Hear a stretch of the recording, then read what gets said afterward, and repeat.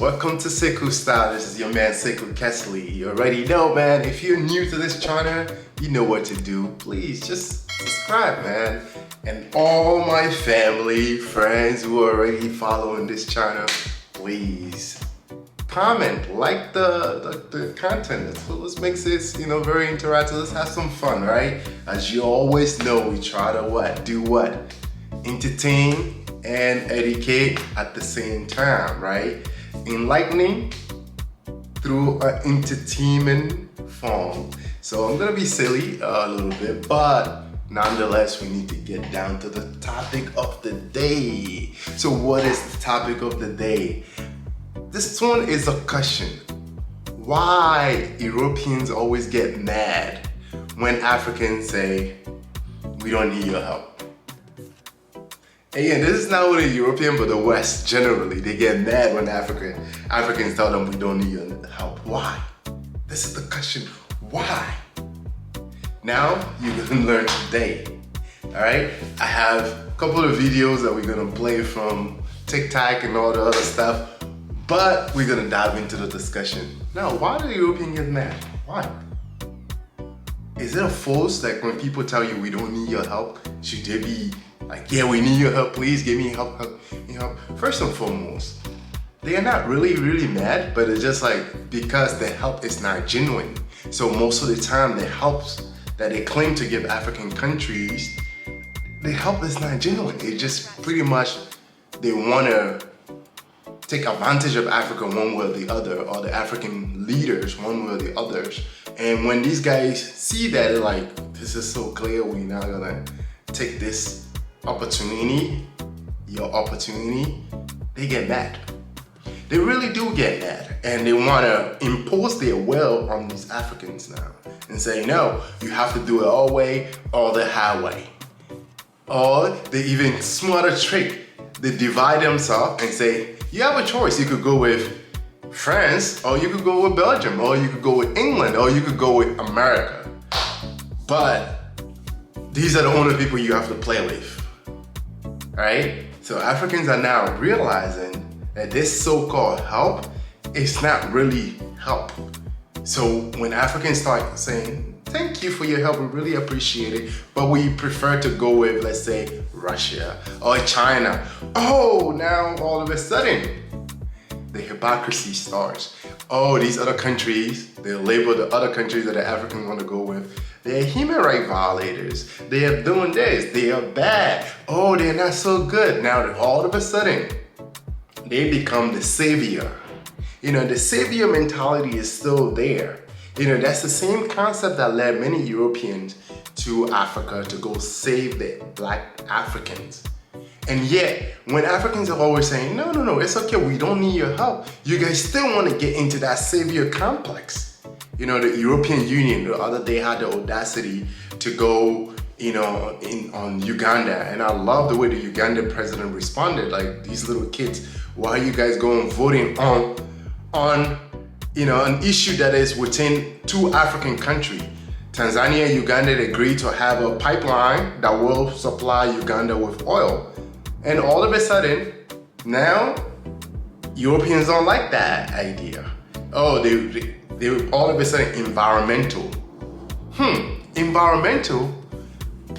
How many consumption when it comes to electricity, fossil fuel, how many consumption does Africa really have as a continent? Way less than even one or two European countries put together. Not to talk about America and all the other European countries, not to talk about the EU. So all of a sudden, when Africans want to take steps to develop themselves, environmental concern, they need to put pressure on these guys to make sure that the project don't go as planned. So how Africa gonna survive? How Africans gonna catch up? Because obviously we're always trying to catch up with Europe. How African gonna catch up if all the time you guys are the one making the rules and regulation of the game? Now you look at coup d'etats that are happening, and a good friend of mine, he always watches this show, Samake, sent me the video, telling me, Sekou, you need to look at different angle from these coup. We know you don't like coup, but you need to look at what's going on in the West African region. France is still trying to dominate Mali, Ivory Coast, all the Francophone countries pretty much. Although these so-called independent countries want to take their own sovereignty, France is like, nah, it's not happening. Sekou, look at it. And after he pointed that to me, I'm like, wow, okay. He's like, these coups are happening. One of the major reasons behind the coup is that these young soldiers have understood the system and they want to make sure that the system is there supporting them. They want to rewrite the contracts. They want to make sure that Africans are actually benefiting with these so-called partnerships. Because as it is, Africans are working for the Europeans. Now these young military leaders are coming in and saying, you know what? We are tired of this. These agreements don't benefit our people. They don't benefit our country. We need something better. Now all of a sudden, they are the villains.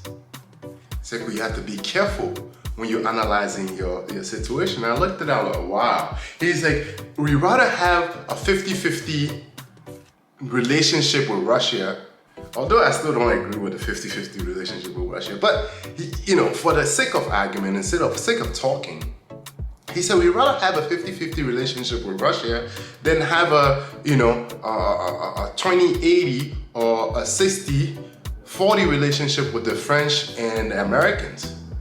In that sense, it's like the French are taking 60%, while Africans are taking only 40%. They will come and take your gold, your natural resources, everything supposed to be for the French. Can you imagine the French-speaking countries, Mali especially? The money that was supposed to be printed coming from France. Your gold, France has priority when it comes to their natural resources. The French have priority over everything. So now these guys are like, no, we cannot continue this way. So they're trying to forge other relations to help their own country. Now the French are all of a sudden mad. They want to put sanctions. They want to use other African countries, especially the ECOWAS. I mean, please don't make me go there, because their puppets are running the ECOWAS. They want to use these ECOWAS countries, leaders, to penalize people who are like questioning their authority in the region, in the sub-region. You ever think about all of us, all the time we're talking about insecurity in the region. The French army went there, did what they're supposed to do.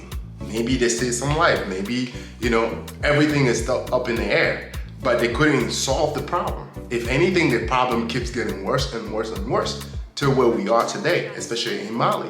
Burkina Faso is something similar. The Americans are there, we're there training the Burkinabe army and all this stuff, and yet the terrorism, it's not stopping. What is really going on? People like Muammar Gaddafi, who was actually really strong in the Sahel, he managed to control the entire region. They went and killed him in broad daylight. The arms and everything that these guys are using, many of the arms came from where? Libya.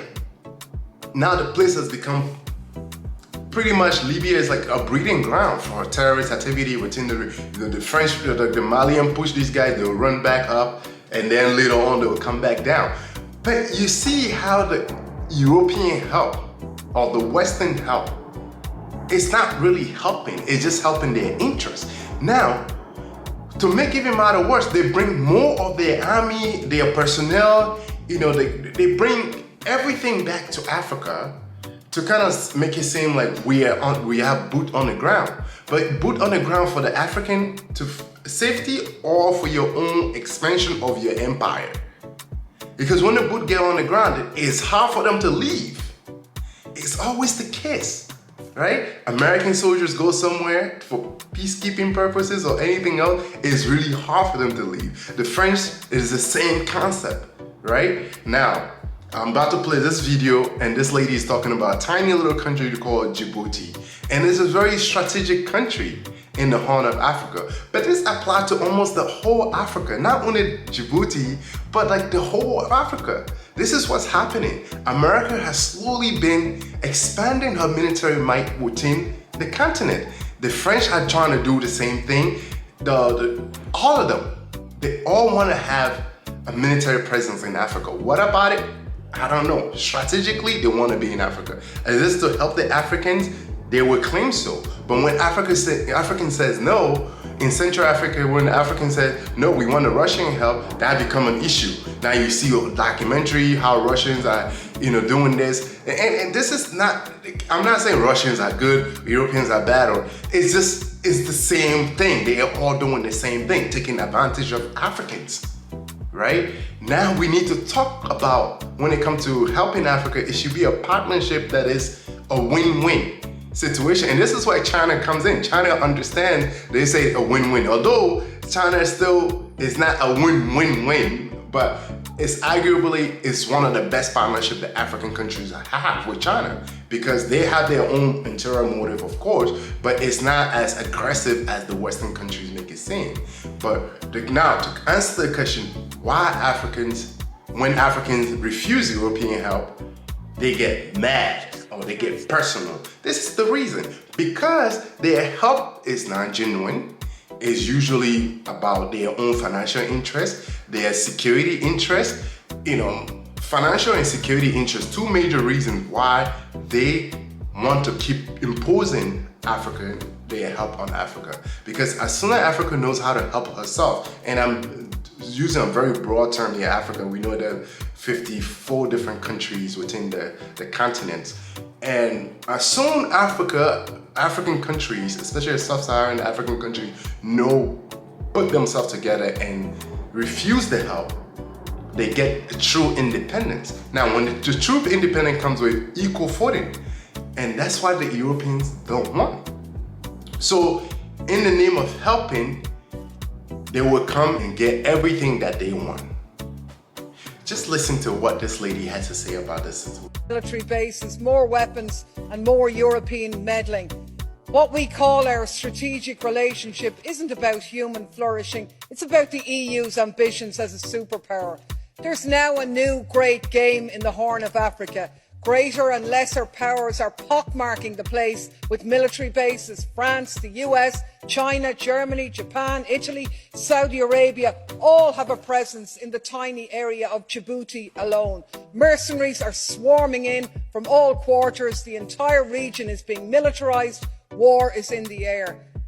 And what about the people facing climate and food insecurity? None of this benefits them. We talk about instability, but we only make it worse. We flood the place with weapons, hand over the profits to European arms companies and charge the bill to our citizens. And then with the carnage, we go back in and we do it all again. It's a racket. Strategic relationship, it's one thing after another, isn't it? Really, it's the same as it ever was. And all I can say is God save Africa from Europeans offering help. And only God could bless, if you believe in God, only God could bless Africa. The European help, they could let them just keep their help. I don't think Africans really need all that kind of help. And to be honest, foreign aid, is not the best of things. We need to learn how to develop for ourselves. African and new African leadership. And this is why actually I get mad at even the new military coup leaders. It's like leaving Europe to go to Russia, they're the same people, the same cousins. Leaving Europe to go to Asia, it's the same thing. Asians help themselves from within. We could use the method and strategy that they have used to empower themselves, their economies. We could do the same thing in the African way. So, hey, if you like what I'm discussing, please subscribe to my channel. We're gonna have to make this go major. All right, guys? Thank you so much for listening and hope you enjoy. Take care.